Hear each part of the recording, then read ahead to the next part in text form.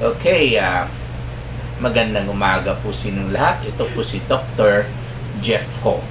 Nandito po tayo sa clinic. First day of our clinic sa year 2026. And of course, belated Happy New Year sa inyong lahat.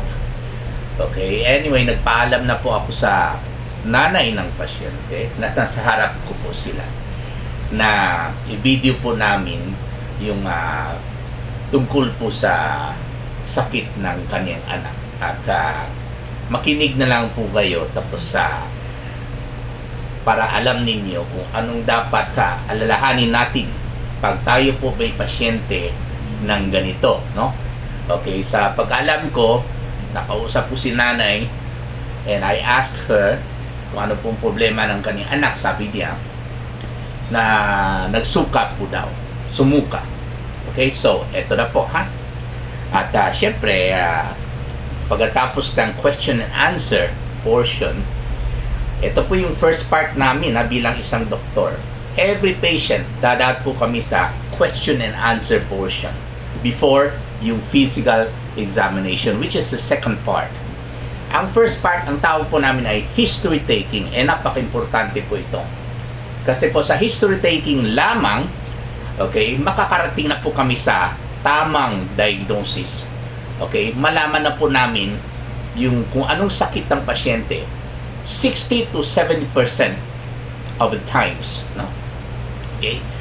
Kaya napaka-importante na itatanong po natin ang pasyente tungkol sa sakit niya. Pero in this case, siyempre ang nanay po ang sasagot para sa kanyang anak. Okay? So, kung sa'yo problema niya, nagsuko po siya. suka. Kano siya nagsugod? Nung isang gabi niya kasi. Anong isang gabi? Kailan po yun? Hindi po kahapon, January 1 kahapon. December 31 pa. Oh, Anong oras nag-start yung pagsuka niya? po siya na. Mga anong oras po? Banang-bana lang? Sa gabi or? Gabi po. O siya na, pag humanaog pa ni hapon? Bagong taon. Pag humankaon, ano siya yung gikaon tong panihapon sa Sabado? Or I'm sorry, hindi pala Sabado. Today is Friday. Tama po ba? Friday. Yung Miyerkules pala. Kumbaga, New Year's Eve. Ano pong kinain niya? Ano po yung jelly is, tapos nahalo-halo na yung kantan, yung tsaka chicken po. Anyway, wala namang ibang nagsuka sa bahay. Wala. At saka, nagtatae po siya? Nagkalibang nga ba siya? Wala. Okay? Kahapon, hindi siya nagtatae. Hindi. Gabi lang daw. Kagabi, ilang beses po siya nagtatay? Nagtatay talaga or dumumi lang po siya? Naglibang lang siya? Panalitan lang. Wala siya kalibanga. Okay. So, bago nagsuka siya, nagreklamo ba siya na masakit ang kaniyang tiyan o kaniyang sikmura? Masakit daw po ito. Kaya sumuka siya. At kahapon po, tuloy-tuloy po yung pagsuka niya. Dalawa na lang. Dalawang beses? Apo, today, sumuka rin po siya. Karoon lang siya nagkaundog at dili umusok. Hindi na nagsuka, wala na yung sakit sa tiyan. Ano pala gusto niyo? Ibalik po natin yung sakit sa tiyan niya. Hindi naman siya sumuka. Bakit nagpapacheck up? At kumain na po siya, di ba? So, ibig sabihin siguro, hindi na sumakit ang tiyan. Tama po ba? Bakit dinala po niya dito? Ibabalik natin yung pagsusuka niya. Joke lang ha. Anyway, hindi siya nagreklamo na masakit ang tiyan niya. Hindi na po. Hindi na po. Gamay na lang daw po. Konti na lang, gamay na lang. Sa Bisaya, gamay is konti na lang daw ang sakit ng tiyan niya. Okay. Siya po ba yung nalilipasan ng gutom? Pasaran siya kaon? Opo, kasi sige cellphone daw. Sige, cellphone. So, kayo palang nanay, di ba?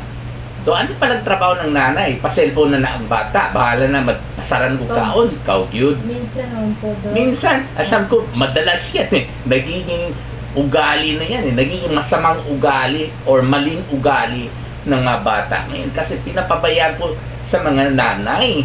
At isa na kayo doon. Tama po ba? Aminin po ninyo yan. Kaya talaga, kailangan tutukan po natin yung kanyang pagkain, no? At ang oras ng Kaya napaka-importante po yan. Anyway, so nangyari ito nung Miyerkules ng gabi. Okay, so ano nangyari nung Miyerkules? Lipasan siya ng gutom. Ano oras siya kumain nung Miyerkules? Ng almusal, agahan. Ano po, 7? 7. Okay, tama po yun. Anong oras siya kumain ng tanghali? Paniudto niya. Diyan po siya nilipasan ng gutom. Pasaran siya ato. Wala. Mga 12 do. 12. Oh, okay naman po. Anong oras siya kumain ng gabi? Yung New Year's Eve. Late na. 6 po. 6. Oh, tamang oras na mapalo yan. Taon lang po siya. Oh, okay. Pero sumuka siya nung gabi na yan. Okay.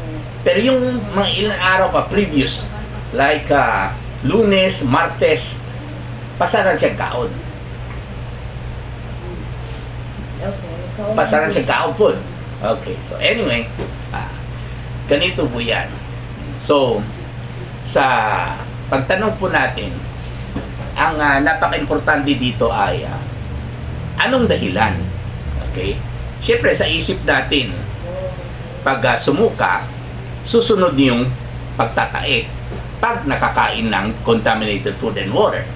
Kaya, napaka-importante po na tanungin po natin na kung nagtatae po ang pasyente. Sa awa ng Diyos, okay naman po yung kanyang pagdumi. So, out na po yung nagtatae siya. Kumbaga, infectious, sabihin natin, gastroenteritis, no? So, kasi pag nakalunok ang bata ng mikrobyo, ang unang reaction is susuka ang pasyente kasi yung mikrobyo nasa stomach pa. Pero pag yung mikrobyo, hindi po lahat na ilabas ng bata, tuloy-tuloy po sa small intestine at saka or large intestine, mamaya, magtatay na talagang bata. Hindi po maiwasan ng bata niyan. Okay? So, mukhang hindi naman po acute gastroenteritis, no? Kasi hindi po nagtatay ang pasyente. So, pangalawang dahilan kung bakit sumuka ang pasyente, whether bata or adult. Okay? Mas madalas pa nga ito Itong pangalawang dahilan na sasabihin ko po sa inyo. Ang pangalawang dahilan na mas madalas ay lipasan ng gutom. Sa Bisaya pa na, napasaran o kaon. Tungod lagi sa wala nagkakaon sa oras. Hindi po kumain sa oras. Ayan, dahil pinapabayaan, lalo mga bata. No? Dahil, number 1, cellphone. Okay? Kaya po napaka-importante po ito. Kayo po mga nanay, tatay sa bahay, huwag niyo pabayaan mga bata. Otherwise, nako, magkakasakit, gagastos na naman. Okay? So, malinaw po sa kwento ng nanay na nagreklamo po ng sakit ng tiyan yung bata. So, ibig sabihin, sumuka ang bata dahil sa sakit ng tiyan. So, anong approach po natin dito? Ako po hindi po ako nagbibigay ng gamot para sa pagsuka. Kasi, ang pagsuka ay isang symptom or sintomas, okay, ng sakit sa sikmura. So, gamutin po natin ang dahilan ng pagsuka, which is yung pagsakit ng sikmura. Pag hindi po kumain sa oras ang isang tao, magagalit ang stomach. Magagalit, magiging irita. At mag-contract yan. Tuwing kakain siya ng konti, mag-contract yan. Kaya magsakit yan. Mamaya, ilabas din yung kinain niya. Kaya magsuka. So, gamutin po natin yung sakit. Hindi po yung pagsuka. Kaya, bihira. In fact, I never prescribe metoclopramide or yung domperidone branded as Motilim because as I've said, gamutin natin yung dahilan ng pagsuka, hindi po yung pagsuka mismo. Kaya po sa case po niya, bakit galit ang stomach niya? Kaya nagkasakit siya ng stomach kasi po hindi po siya kumain sa oras. Ayan, madali lang po gamutin yung pagsakit ng sikmura. Pero ang ayaw natin mangyari ay magbalik na naman ang pasyente or yung nanay ng pasyente at magreklamo na naman. Kaya, palagi natin in-emphasize yung mga dapat gawin ng nanay sa bahay para hindi po maulit na naman yung sakit ng kanyang anak. Kasi, krisis po tayo ngayon. Napaka-importante ang ating preventive aspect. Ha? Okay? So, yun po ang trabaho ng isang doktor.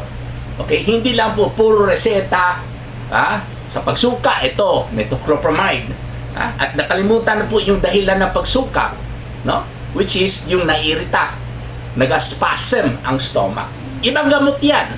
Okay? Kaya pagdating sa ganitong kaso, hindi po ako nagbibigay ng metoclopramide or domperidone, which is for pagsuka. Effective naman po sila, no? Pero hindi ko po style yan.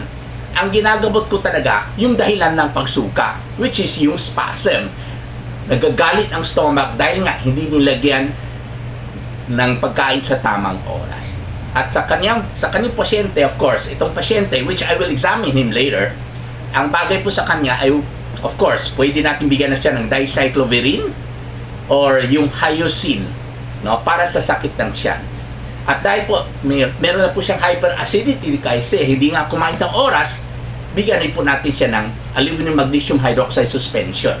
Okay? Para ma-neutralize kagad yung acid para mas madali ma-heal ang kanyang stomach. Kasi sa ngayon po nasugatan yung stomach niya, yung stomach lining. Nasugatan ng acid mismo. Okay? Kasi ang acid na pupunto sa stomach pag hindi po kumain sa tamang oras. At dumadami po yung acid. Kaya po nagasgas yung kanyang stomach lining. Okay? So, dalawang gamot po ang ibigay natin. Yung pag-neutralize ng acid with aluminum magnesium hydroxide suspension at saka yung dicyclovirin na pampakalma ng sikmura. Maraming salamat po.